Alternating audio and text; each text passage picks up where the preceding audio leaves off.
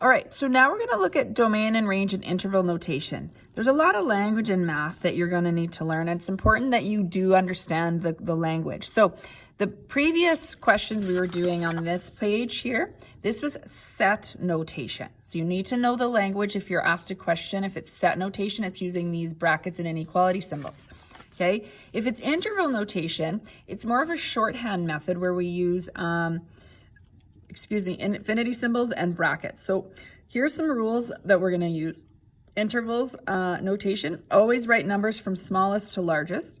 We're going to use negative infinity and positive infinity. So infinity means goes forever. So positive would mean goes forever in the positive direction. Negative means goes forever in the negative directions.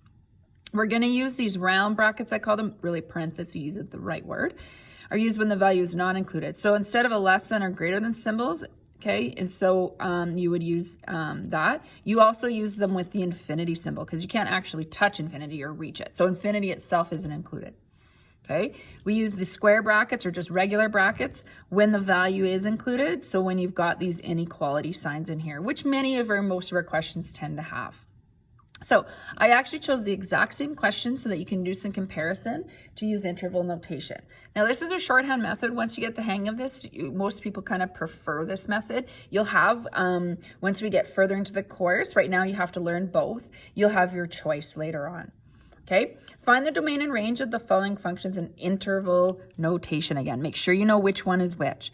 So we already learned about just reviewing domain and range. So for this one, the domain was XE reals, it goes to the left forever and the right.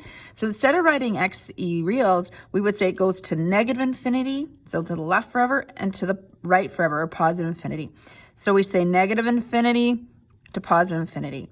Now the brackets we choose with infinity are always these round brackets. So round brackets means it's not technically including that, okay?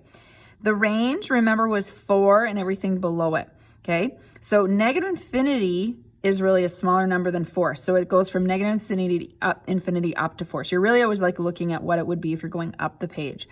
So negative infinity to 4. Infinity symbols, whether it's positive or negative, are always going to have the round bracket. Now this includes the 4. If it was an open circle, it would not include it. So you use a square bracket, right? Now within the question, there's no way to tell what's domain and range. So you have to label domain and range, or just put D and R just to make sure that you know the difference between the two.